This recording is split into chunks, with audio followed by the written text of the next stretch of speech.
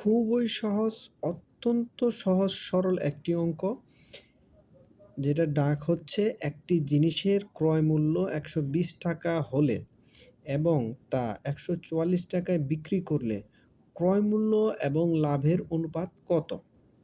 চলুন বের করা যাক। সমাধান। এখানে বের করতে হবে কি? ক্রয় মূল্য এবং লাভের অনুপাত। তাহলে ক্রয় মূল্য